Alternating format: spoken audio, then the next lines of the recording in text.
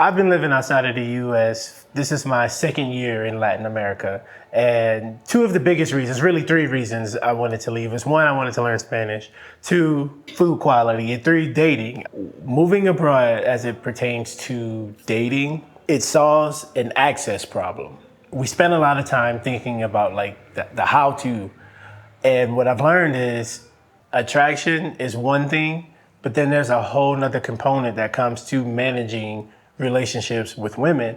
And I think that this is the one thing men lose sight of, because if you actually start focusing on how to manage and maintain relationships with women, the attraction part takes care of itself. You start to learn real quick when you're interacting with different women that the essence of who you are matters. And when you look at a lot of modern dating advice, you constantly hear things that I consider performance advice. Go to the gym, look good, be busy.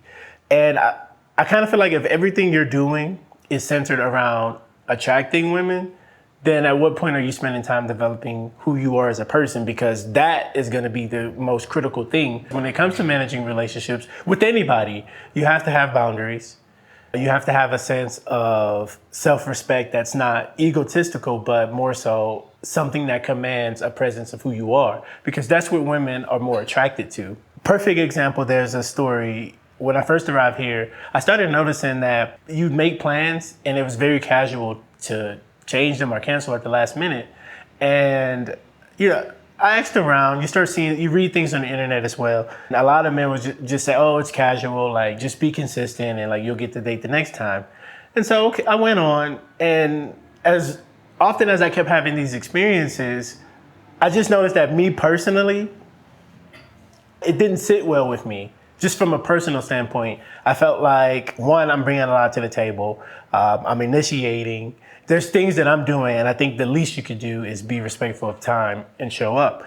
And so what I started doing, not making a big deal out of it, but I just started communicating like, hey, I understand things come up at the last minute. That's cool.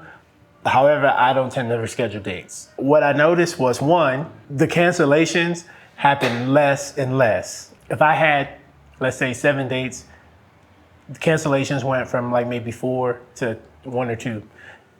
The second thing is, when the cancellations occurred, no matter how excited I was, I stood on my principle. So that meant missing out on that opportunity. That goes to the crux of what I would tell a lot of men that's struggling with women is worry less about impressing women and worry more about being in alignment with the things that make you feel whole as a person, because that's how attraction works. So yeah, it may not be this particular girl who you have your eyes set on. Your future may not be with her, but being able to establish boundaries and say no and maintain your self-respect, that action is gonna turn you into someone that is more attractive to the next person that you may not even be aware of now.